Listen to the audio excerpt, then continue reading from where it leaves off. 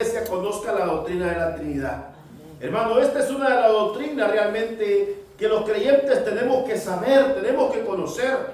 Y óigame bien, cuando pensamos de Dios, tenemos que pensar en Él como el ser eterno que Él es, el ser omnipresente, omnipotente, hermanos, que Él es, y todos esos conceptos que tienen que ver con su grandeza, con su misericordia y su bondad para con cada uno de nosotros.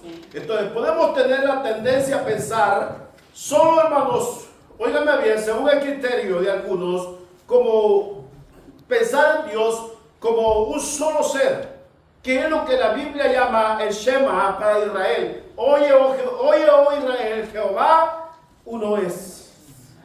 Entonces, lastimosamente, muchos malinterpretaron ese pensamiento y han estado malinterpretando ese pensamiento, cuando la Biblia nos enseña que sí, nuestro Dios es uno, pero es uno que al mismo tiempo Él revela su gracia, su amor y su misericordia a través de tres personas manifiestas, hermanos, en sí mismo como Dios también.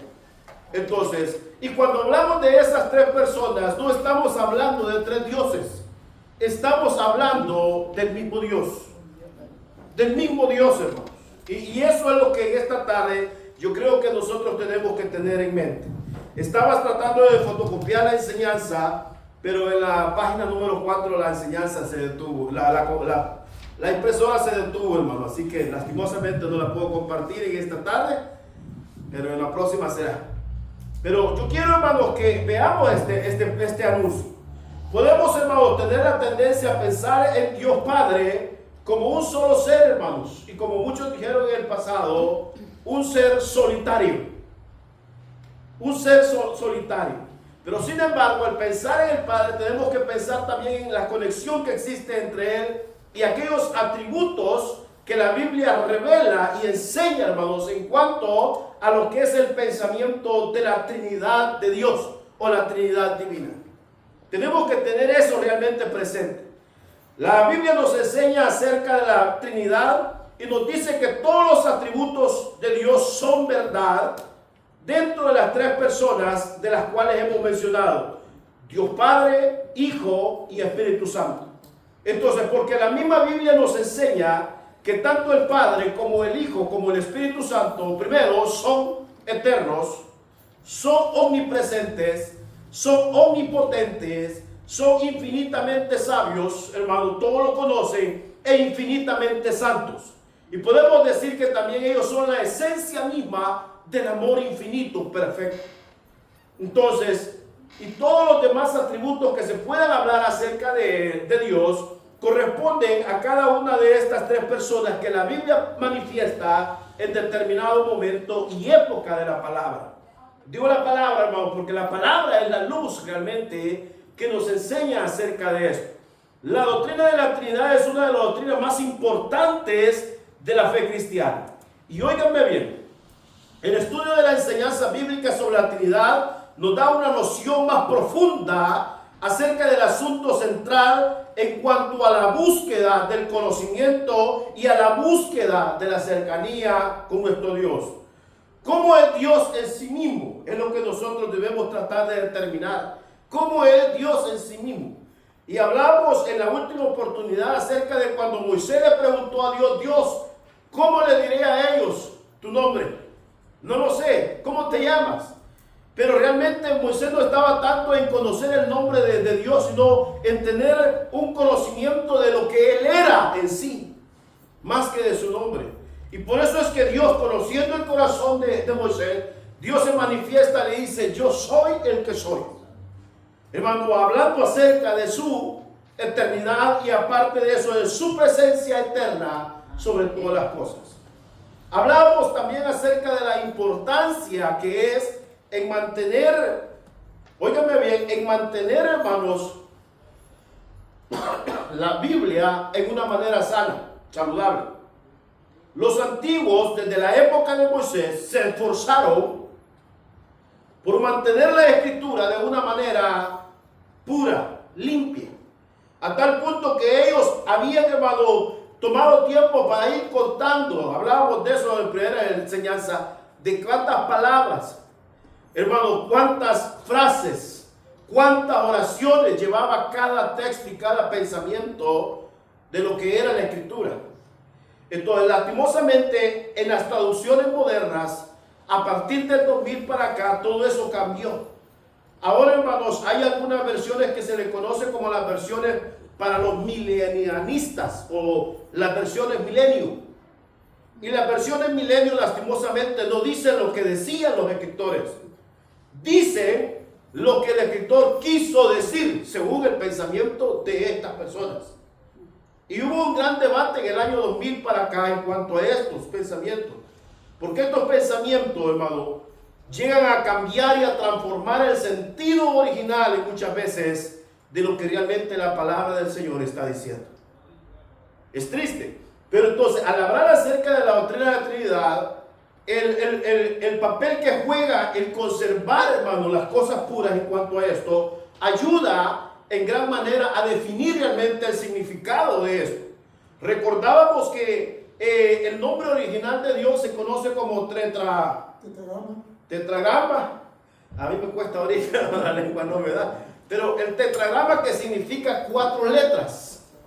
Era difícil pronunciarlo y aún los hebreos, es más, no lo pronunciaban. Entonces, sin embargo, los escritores modernos o los escritos griegos, ellos adaptaron, en vez de poner el tetragrama, ellos comenzaron a usar, dicen los historiadores, el nombre de Adonai, que significa Señor. Pero sin embargo, el nombre original, el tetragrama, hablaba, hermanos, de la esencia de lo que Dios le había expresado a Moisés, de lo que realmente, o mejor dicho, de cómo es Él. No quién es Él, cómo es Él. Existe una diferencia. Entonces, al cambiar este sentido, se imponía, hermanos, un título antes que el verdadero nombre, la esencia divina. Entonces, debido a eso, los judíos, hermanos, cuando hacían su lectura, ellos adoptaban el nombre. Y oiga, ¿por qué digo esto? Porque tanto el nombre de Dios nos da una idea del sentido plural y aún del sentido singular o personal de la esencia de Dios. Y eso, hermano, es lo que nosotros tenemos que cuidar y pedir al Señor que nos ayude.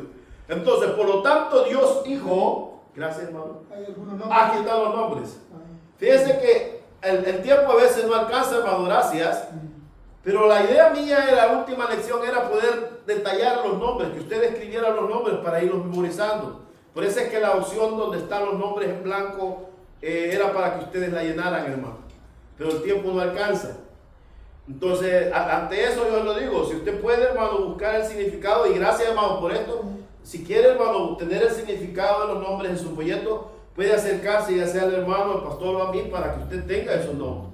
Entonces, pero sin embargo, hablando acerca de la Trinidad, Dios es eterno, Dios es omnipresente, Dios es omnipotente, Dios es infinitamente sabio, Dios es infinitamente santo. Dios, hermanos, a través del Hijo y el Espíritu y el Padre, ellos son infinitamente la esencia misma del amor. Entonces, la doctrina de la Trinidad es clave, hermano, en cuanto a nuestra fe. Y óigame bien.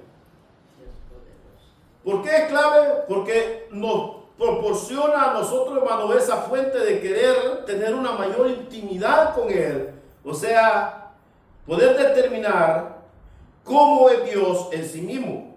Y aquí aprendemos que en sí mismo y en su propio ser, Dios existe a través de Padre, Hijo y Espíritu Santo. Pero sin embargo, aquí es donde la fe, hermanos, la fe juega un papel importante. Porque Padre, Hijo y Espíritu Santo vienen a consumar una sola esencia, que es Dios. Entonces, esta enseñanza en 40 minutos que faltan, hermano, o 30 ya, el tiempo es como querer agarrar el océano y meterlo en una taza. Hablar acerca de esta enseñanza, hermano, realmente es algo muy profundo. Hay tantos pasajes en la Biblia donde la misma expresión nos deja de ver claramente cuando Dios está hablando en un sentido singular y cuando está hablando en un sentido plural. O sea, cuando habla acerca del único Dios y cuando está hablando acerca del Dios manifestado en las tres personas, o podríamos decir ya sea el Padre Hijo o el Padre Espíritu o el Espíritu y el Señor Jesucristo. Entonces, existen algunos pasajes bíblicos que nos enseñan acerca de esto y podemos definir esta enseñanza de la siguiente manera. Óigame bien, hermano. Hay algo bien interesante y estas frases a mí me llaman mucho la atención, porque la palabra Trinidad no existe en sí en la Biblia. La palabra, estoy diciendo la palabra, no estoy diciendo, hermanos, la representación divina en tres personas. Entonces, es lógico, aquellos hombres en el pasado tuvieron que usar alguna forma de expresar esta verdad divina acerca de Dios. Y oigan, estamos hablando que esta verdad divina tuvo origen apenas en el siglo II después de la era de Jesús. Porque cuando Juan escribió el Evangelio de Juan, dejó un conflicto enorme en cuanto a las enseñanzas, porque muchos aceptaron las enseñanzas de Juan, pero otros rechazaron las enseñanzas de Juan. Cuando Juan habla y dice en el capítulo 1, en el principio, ¿qué era, hermano? El verbo. Y el verbo era con Dios. Y el verbo, dice Juan, era Dios. Y eso, hermanos, en la iglesia de los primeros siglos despertó un conflicto enorme, porque no había una definición realmente de qué es lo que Juan quería decir. Entonces, allí donde surgieron muchos hombres que se entregaron de lleno a tratar de aclarar, hermanos, este punto. Pero así como hubieron hombres que trataron de aclarar y enseñar acerca de esta doctrina fundamental, también hubieron hombres que se esforzaron por negar esta realidad a tal punto que muchos no tomaron en cuenta las palabras de Juan. Y óiganme bien, expresamos con el nombre, ¿qué significa Trinidad? Los escritores de hace aproximadamente 100 años, ellos no decían Trinidad, ellos decían la trinadeidad. Óigame bien, la trinadeidad, para expresar la verdad bíblica acerca del divino, del ser divino subsistente en tres personas, usando los términos trinadeidad, santísima trinidad, trinidad divina, triunidad o tres en uno. O sea, de alguna manera había que nombrar esta enseñanza. Y es donde se decide tomar, hermanos, la partida de esto que fue reconocido ya originalmente como Trinidad en el siglo 325 en el concilio de Nicea. Hermano, allí fue donde se aceptó esta palabra para poder enseñar esta realidad. Entonces, quiero decirles que ese fue el primer concilio ecumenista, hermanos. Y en el primer concilio ecumenista, quien lo patrocinó fue el emperador Constantino. Pero Constantino no tomó parte en cuanto a lo que es la plenaria en sí. Sin embargo, él patrocinó para que se realizara este evento. Y ya estando en el evento, algunos escritores dicen que él quiso tomar parte, pero se lo impidieron. Y aún muchos no estuvieron de acuerdo en cuanto a esto, porque de más de 1800 líderes y pastores, hermano, entre diáconos, personas que influían en el ámbito cristiano, fueron invitados, solamente asistieron apenas 325. Y algunos dicen 320, el número. No hay un número exacto, porque muchos no estuvieron de acuerdo. Pero sin embargo, a partir de ese tiempo para acá, la iglesia adoptó esta enseñanza. ¿Sabe por qué lo estoy diciendo aquí? Aquí tengo el manual, hermano, aquí tengo el manual de las Asambleas de Dios.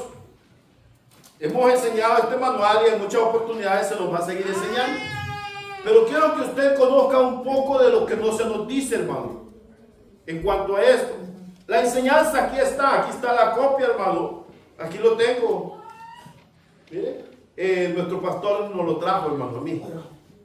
Entonces, Yo tuve aún el antiguo, pero lastimosamente el cambio de país se pierde. Pero óigame bien, hermano. A partir de entonces se comienza a usar ese término, la Trinidad o la Santísima Trinidad o el Dios Trino. Entonces, ¿por qué digo esto? Porque muchos hombres y mujeres que desconocen la realidad allá afuera dicen que esta fue una doctrina tomada de la religión oficial del Estado de antes como el de ahora. Pero realmente, hermano, la religión oficial no se había formulado hasta ese momento, cuando surgió realmente la necesidad de que la iglesia comenzara a enseñar acerca de la Trinidad de Dios. Porque más de alguna oportunidad ustedes se lo van a decir que esta es una doctrina, ya lo dije, no lo quería decir, pero ya lo dije, católica. Pero no, hermanos. El catolicismo surge en las siguientes plenarias que se realizaron, no exactamente allí. Fue óigame bien, fue la primera reunión con ese propósito, pero no fue allí. Porque el tema era definir realmente si Jesús, como Juan había dicho, era 100% hombre y 100% Dios, si era realmente Dios y si era realmente hombre. Ese fue el propósito. Y en esa lucha de pensamiento surgió la idea y la necesidad de formular esta enseñanza acerca de la Trinidad divina. Entonces, pero hay muchos pasajes bíblicos que nos enseñan acerca de eso. Y óigame bien, se piensa que el Antiguo Testamento es escaso en cuanto a esta enseñanza y a estos principios. Pero no, es todo lo contrario. El Antiguo Testamento tiene muchos pensamientos que hablan acerca de esta enseñanza. Un Dios manifestado en tres personas, que son Padre, Hijo y Espíritu Santo. Y nosotros como iglesia creemos en esa realidad. No creemos en tres dioses. Creemos en un Dios que ha revelado su gracia para con nosotros de tres maneras diferentes o personas diferentes según la época, hermano. Entonces, varios pasajes sugieren e incluso implican que Dios existe como más de una persona. Por ejemplo, en Génesis 1:26, búsquelo si quiere. Es un pasaje, hermano, solo voy a poner unos ejemplos. No hemos entrado prácticamente en la doctrina y no vamos a entrar en sí. Pero algunos pasajes que sugieren esa idea. Dice Génesis 1:26. Y dijo Dios, óigame bien, entonces dijo Dios, hagamos al hombre a nuestra imagen, y oiga la expresión, conforme. Hermano, ¿cuántas personas realmente están dialogando en ese pensamiento? Es una pluralidad, hay varias personas en esa conversación. Primero dice él, hagamos, y luego dice a nuestra. Y luego viene y dice, y vuelve a repetir, nuestra semejanza, conforme a nuestra imagen, conforme a nuestra semejanza, pluralidad. Entonces, por eso es que los escritores sugieren que el nombre empleado en esa oportunidad era Elohim, o Elohim, o Elohim, como usted lo pueda pronunciar. Porque Elohim, hermano, es una representación plural de la deidad de Dios en cuanto a esto. Entonces, ¿qué significa el verbo plural? Hagamos. Y el pronombre plural, a nuestra. Hermano, esto implica que realmente Dios no estaba solo. Dios no estaba solo. Ya existía, hermano, lo que nosotros hoy estamos tratando de aprender un poco. Y otro texto, Génesis 3:22, dice, y dijo Dios, he aquí el hombre es como uno de nosotros. Oiga el término, no está hablando en singular, está hablando en más de una persona. Es como uno de nosotros. Ese pensamiento, sabiendo, hermanos, el bien y el mal, pues que no alargue su mano y tome también del árbol de la vida y coma y viva para siempre. Es como uno de nosotros. Entonces, Génesis 11:7 dice: ahora pues, descendamos y confundamos allí su lengua. Hablando acerca de la torre de Babel, hermano. La expresión otra vez, descendamos. Aquí donde surgió, amén, en plural, donde muchos llegaron en un momento dado a considerar que el diálogo era entre el Dios eterno y los ángeles, pero ahí no está diciendo eso, porque los ángeles en ningún momento de la historia formaron parte en cuanto a los hechos de creación, hermanos, de Dios. Ellos no tomaron parte. Y Génesis viene dando eso a su inicio. Lo que no se menciona en la Biblia que algún ángel haya participado en la creación de las cosas, o que un ángel haya intervenido para cambiar el rumbo de la naturaleza de lo que Dios ha hecho. No existe. Sería una herejía pensar de esa manera. Pero sin embargo la Biblia dice: y descendamos y confundamos, y hermano, y allí Dios desarrolló las lenguas que en aquel mundo comenzaron a ser habladas. Digo, comenzaron a ser habladas porque muchas de esas lenguas evolucionaron, se desarrollaron en otras lenguas, hermano, y fue donde surgió todo esto. Otro ejemplo lo encontramos en Isaías 6:8, donde dice el Señor, óigame bien, hablando el Señor, hablando Jehová Dios con el profeta, viene y dice: ¿a quién enviaré? Óigame bien. ¿Y quién, dijo el Señor, irá por nosotros? Isaías 6:8. ¿A quién enviaré y quién irá? ¿Por quién? No dice por mí, dice nosotros. ¿Nosotros quiénes? Si está hablando de la divinidad, hermano, entonces es necesario entender que no se está, hermano, tratando de definir algo que ya está en la Biblia, sino que todo lo contrario, se está aclarando algo que ya está en la Biblia. Entonces, la combinación de singular cambia a quién enviaré, a plural, y quién irá por nosotros. Óigame bien, pasa del singular a quién enviaré, y luego al singular, quién irá por nosotros. Hermano, es más, hay pasajes donde una persona se le llama Dios o el Señor, y se distingue entre una persona y otra, de tantos pasajes en la Biblia, hermano. Pero el tiempo no es suficiente. Pero hubo una controversia bien grande, ya vamos a llegar. En el Salmo 45:6, el salmista dice de la siguiente manera: tu trono, oh Dios, permanece para siempre. Tú amas la justicia y odias la maldad. Por eso Dios te escogió a ti. Y en esa frase, hermanos, existe un tú y un él. ¿Cuántas personas? Dos. Dos personas. Tú amas la justicia y la maldad. Y por eso dice: Dios te escogió a ti. O sea, tú y él. Hermano, un tú y un él. Perdón. Salmo 45, 6 y 7.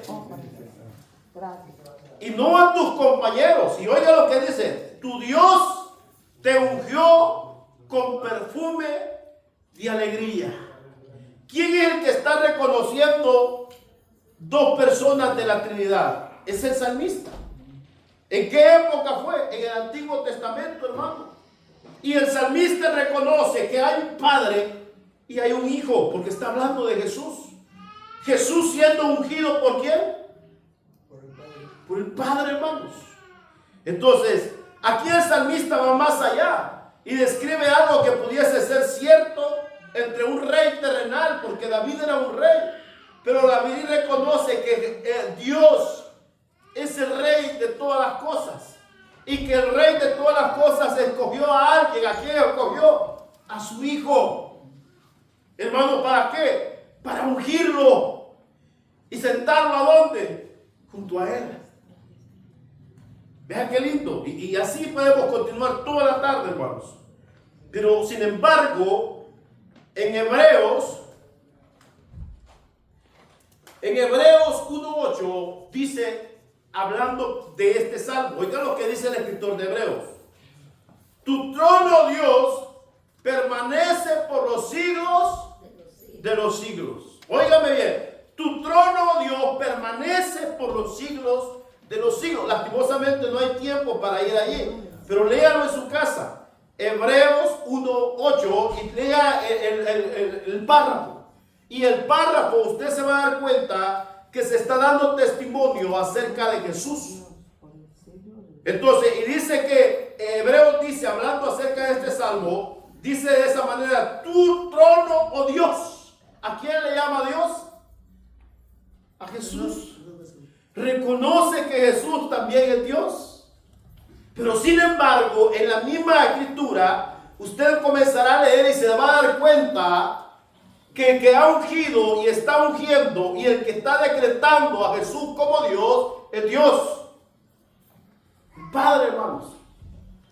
Y así, pero en el Salmo 110:1, puede buscarlo. En el Salmo 110:1, David dice: así dijo Jehová, mi Señor. Oh, perdón, leí mal. Una frase, hermano, una letra cambié. Y dice así, oiga: así dijo Jehová a mí, Señor. ¿De quién está hablando el salmista? Del Padre y el Hijo. ¿Cómo dice? Así dijo Jehová, el Eterno, Yahvé, a mi Señor, que es Jesucristo, hermanos. Y oigan, hay algo bien interesante. Dice que Jehová le dijo a mi Señor, o sea Jesús: siéntate a mi derecha hasta que ponga tus enemigos por estrado de tus pies. Pero ahora vaya a Mateo 22. A Jesús dice que los escribas y fariseos llegaron para tentarle y le hicieron exactamente esa pregunta de ese salmo, porque este se reconoce que es un salmo mesiánico y es uno de los salmos más valorados y más apreciados, tanto antiguamente como ahora, por los judíos. Y por eso ellos, al haber escuchado que Jesús decía que Él era el Hijo de Dios y que Él era Dios, ellos lo comenzaron a atacar y le preguntaron este salmo. Y óigame, y en este salmo dice Jesús, hermano, le respondió y dijo: Dios Padre le dijo al Hijo: siéntate, estoy parafraseándolo, siéntate a mi derecha. Y dice, Jesús entendía esto, pero cuando le pidieron los fariseos una explicación de este pasaje, dice en el 22:46 de Mateo, la historia está del 41 al 46 del capítulo 22. Dice en el 46, oiga lo que dice: y nadie pudo responderle ni una sola palabra. Y desde ese día ninguno se atrevía a hacerle más preguntas. ¿Por qué? Porque ellos no aceptaron que el que estaba frente a ellos era el Hijo de Dios. O sea, como dice el hermano, era Dios en persona. Entonces, hermano, la verdad es que la Biblia es tan preciosa en cuanto a ese contenido. Pero en Isaías 63:10 encontramos otra historia muy linda. Y en este pasaje está hablando acerca del Espíritu Santo. Y dice la palabra, Jesús apropiadamente, oiga, en Isaías dice: y el pueblo de Dios que se rebeló, dice, afligieron a su Santo Espíritu. Habla Isaías. Óigame bien, no afligieron el corazón del Padre. Dice, afligieron el corazón de ¿quién? De su Santo Espíritu, o sea, el corazón de Dios Espíritu, hermano. Mire qué lindo. Entonces, son algunos ejemplos bíblicos. ¿Qué hicieron? Afligieron al Espíritu Santo. Y el apóstol Pablo usa una versión parecida. Y dice, no contristéis. ¿Se acuerdan, hermano? Pasajes casi paralelos. No contristéis el Espíritu Santo. Entonces quiere decir que para los discípulos de Jesús no había ningún problema en cuanto a entender que Dios solamente es uno, pero que Dios se revela a través de tres personas. Para ellos no fue un problema, hermanos. Para ellos no hubo dificultad, y por eso Pablo en todo su contenido él acepta y reconoce la persona del Espíritu Santo, reconoce al Espíritu como Dios, reconoce a Jesús como Dios y reconoce la presencia del Padre como Dios también, hermanos. Pero en ningún momento él plantea la idea de tres dioses. Existe un solo Dios. En Hechos, parece en el capítulo 17, dice que cuando él llegó al Pantenón donde estaban todos los ídolos, encontró un lugar, no dice tres lugares, uno, que era el lugar que estaba reservado únicamente para Dios.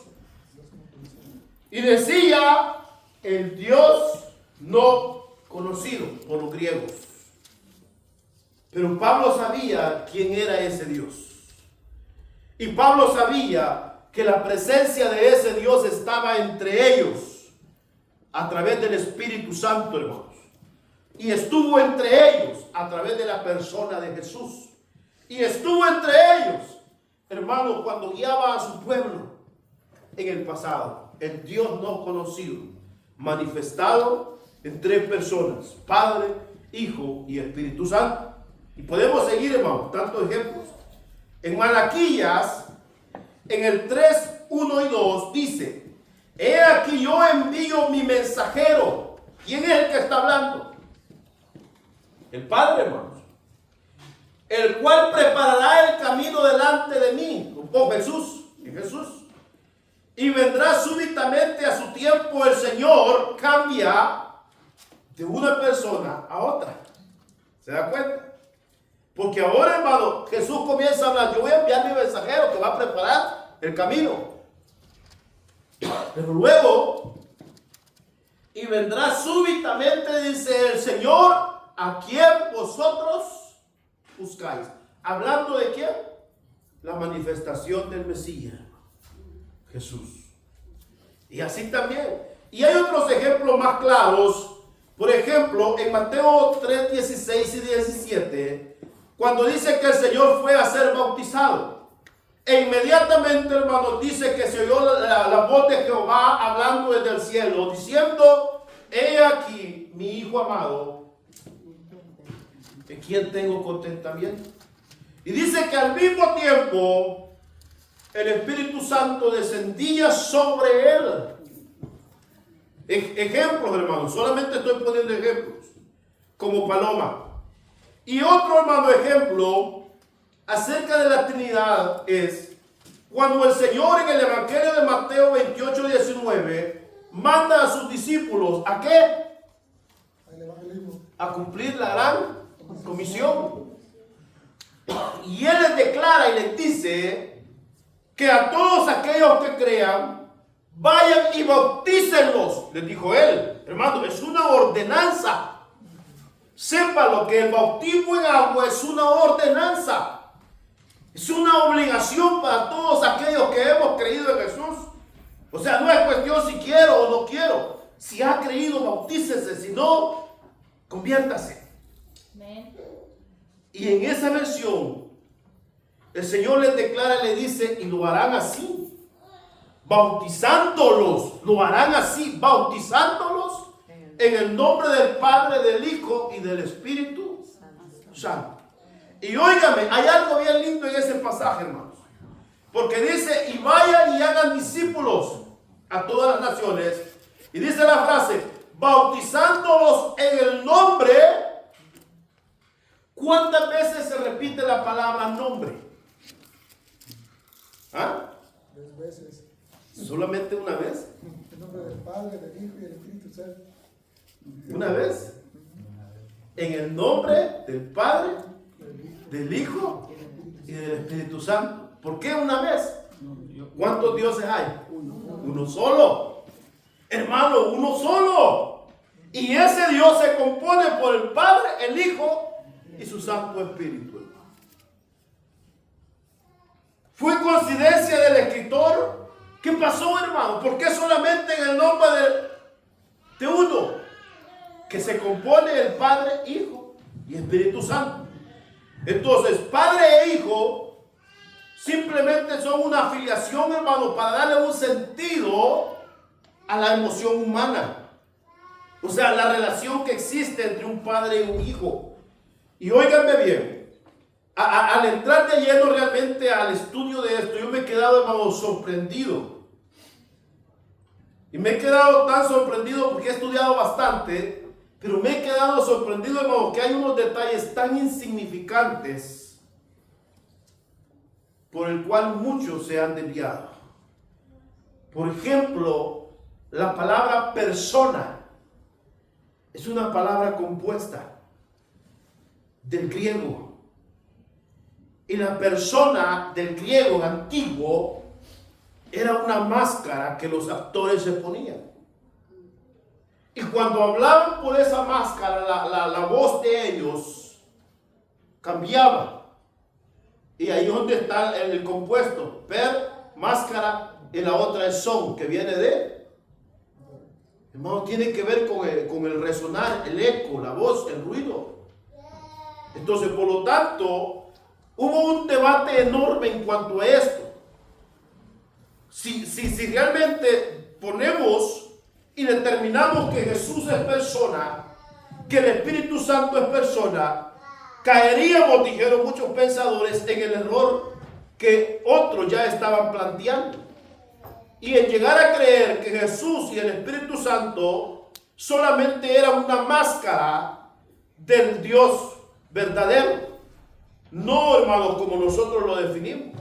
Entonces, en cuanto a la traducción de nuestra lengua en el castellano, se formuló, hermano, ese conflicto hasta que se adoptó realmente que la palabra persona podía determinar a un ser vivo, un ser humano vivo, independiente de otro, con todas sus cualidades. Y de allí para acá es que se utiliza la palabra persona para hablar del Espíritu, del Padre y del Hijo. ¿Por qué? Porque ahora es reconocido como alguien que tiene personalidad, o sea, una persona diferente de otra con todos sus atributos. Por eso usted y yo somos personas diferentes. Ya no en el contexto antiguo. Hermano, grábese esto. Grábese esto porque estas cosas no se dicen todos los días. Entonces, ahora, hermano, bien, porque el tiempo ya se acabó, solo tenemos 2 minutos. La Biblia nos enseña que hay un solo Dios y un solo Salvador. Entonces, tanto el Espíritu Santo como el Hijo y el Padre, todos contienen la misma esencia y la misma forma de cada uno de ellos como el ser divino. Entonces, en el pasado hubieron grandes defensores de la fe que combatieron, hermano, el pensamiento gnóstico acerca de la naturaleza de Jesús. Algunos gnósticos decían que Jesús simplemente era una fuerza que emanaba de Dios. No que era Dios, ni mucho menos hijo de Dios, sino que simplemente era una fuerza. Entonces, en el año 230 hubo un debate tremendo donde un hombre llamado Perseas, de quien se supone que fue, hermanos, un importante en cuanto a las doctrinas teológicas en Roma, comenzó una enseñanza llamada monarquismo o patripacionismo. Y este hermano enseñaba acerca de lo siguiente. Decía él que el monarquismo enseñaba que existía un principio solitario, Dios Padre, y como consecuencia él negaba completamente la divinidad de Jesús y del Espíritu Santo. Luego, hermanos, años más adelante surgió otro pensamiento que se llamaba el monarquismo, llamado también, hermano, unitarismo. Óiganme bien, y estas herejías no son de nuestra época. Estas herejías vienen, hermano, desde el siglo III de la iglesia. O sea, cuando murieron los padres de la iglesia, ¿quiénes son los padres de la iglesia? se reconoce como padre de la iglesia a los discípulos que fueron, hermano, o mejor dicho, los discípulos de los apóstoles. A ellos se les reconoce como padres de la iglesia. Cuando estos hombres mueren, se levantaron muchos falsos maestros que enseñaron acerca de esto. Entonces, este monarquismo tiene que ver con el rey. Y que el rey, hermano, da su voz y que otros simplemente hacen lo que él dice. De ahí surgió otros pensamientos como el modalismo. Pero quiero terminar con esto. Quiero terminar, hermano, diciéndole lo siguiente. En el año 1913, la cuestión, hermano, dentro de la iglesia se calentó a tal punto que en un campamento, ¿campamento, hermano? ¿Qué otra palabra podemos usar? Campamento. En Arroyo Seco, cerca de Los Ángeles, se celebraba, hermano, una reunión de pastores y líderes con el propósito de bautizar a la gente que estaba aceptando. Pero en aquel entonces un hombre canadiense llamado McAllister sostuvo, hermanos, y le dio vida nuevamente a esta doctrina que es Dios uno o solo Dios o unitarismo.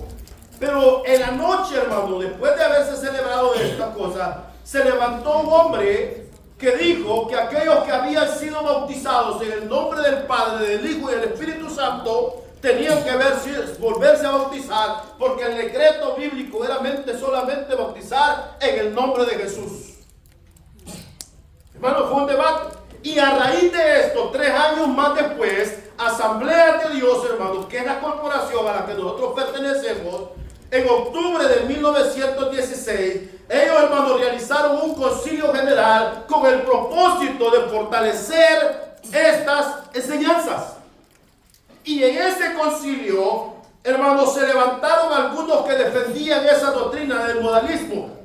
Y dice la historia que la cuarta parte, hermanos, 4 partes de 100, ¿cuánto es? 25. La cuarta parte de líderes y pastores que optaron levantarse e irse porque no estaban de acuerdo. Lastimosamente. Entonces, a raíz de eso, Asamblea de Dios se esfuerza por fortalecer las enseñanzas y principios bíblicos para nuestro crecimiento y desarrollo en la sana doctrina, hermanos. Cada vez que nos enseñe esto, apreciémoslo, valorémoslo. Cuando nuestro pastor nos llame para enseñarnos estas cosas, démosle gracias a Dios. Y démosle gracias a Dios porque no hemos caído